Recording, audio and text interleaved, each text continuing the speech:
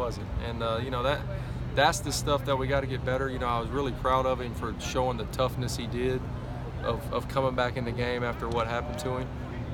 But you got to stand in there. At some point, you're going to get hit, and they're going to hit you right in the mouth, and you got to stand in there and throw it. I tell them all the time, you're going to get hit anyway. You might as well complete it. And that's part of playing big-time college football. It's stuff like that happen. You watch the big-time games on Saturday to every game on Sunday. The quarterback takes some shots. It is what it is. You're not going to pick up everything. And you got to continue to stand in there and continue to make throws. And I tell you, it's a lot easier as a quarterback to get up after you complete it than it is after you do something bad. So you stand in there, complete it, and keep moving. What's the key to kind of improving that pocket presence? Is it patience? What is it? That stuff is hard to do in practice. The game reps help. The live settings out at practice are as good as you can get at it, and that's what we continue to do with him is those reps at practice. But the games and each time we go out there, I think is going to get a little better and better. Obviously going from the first game to second game, it didn't show it on the stat sheet, but there were good things, and we'll continue to work and we'll continue to get better. Was there something that you guys saw on film when we were watching with JT to where you maybe weren't that far off from putting a couple touchdowns on the board? Well, a lot of it. A lot of the deep throws. It's like I said earlier. We're 8 inches away.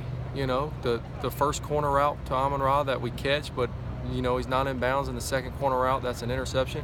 Then we underthrew some deep balls where our guy is behind the defender. Stuff looking off the safeties and things that come with maturity. That's on me. I got to do a better job of really enforcing that at practice. He's got a lot of things running through his head right now, and he'll continue to get better and better, and I think each time out you'll see that. What did you think of Fink in his brief appearance? He did a nice job. One bad decision. Other than that, he played 12 snaps, I believe it was, and 11 good reps. That's not bad. We believe in Matt Fink. If Matt has to run out there, I got full confidence that we can win a football game with Matt Fink, and we can win a lot of football games. So there's no drop off there. But JT's the quarterback right now. We're going to continue to play that way. What are JT's strengths right now after 2 games of being a college football player? I don't want to give all that away. I think you're going to see what we think his strengths are on Saturday. Okay. What I was really, really impressed with was his toughness. That's hard to do as an 18-year-old kid, to stand in there and get hit in the mouth a time or two and keep standing in there. There's some things we got to progress with. There's no doubt about that. You can watch the film and see that it's not good enough, and the standard is set way higher than what we play. And we'll continue to come out here and work every day and get better at that.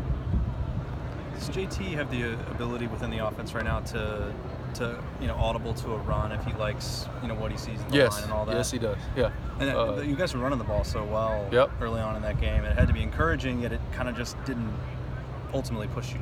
Right. Well, you look at the drives and the number of plays we were in each drive. We moved the ball. We got on the plus side of the field. We got to finish. You get a stupid penalty here, you make a mistake, you do something, and now all of a sudden you're behind the chains.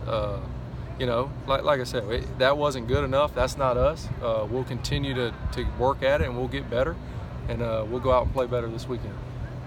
With a young quarterback who get hit, sometimes the mechanics start to falter a little bit. How do you kind of work on that when obviously you're not getting hit in practice?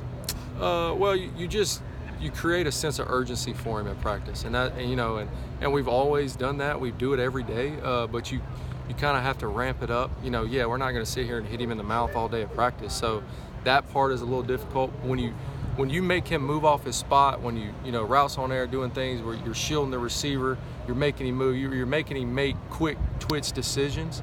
That's working on. And again, obviously during the game, it didn't show as well as I would have liked it to.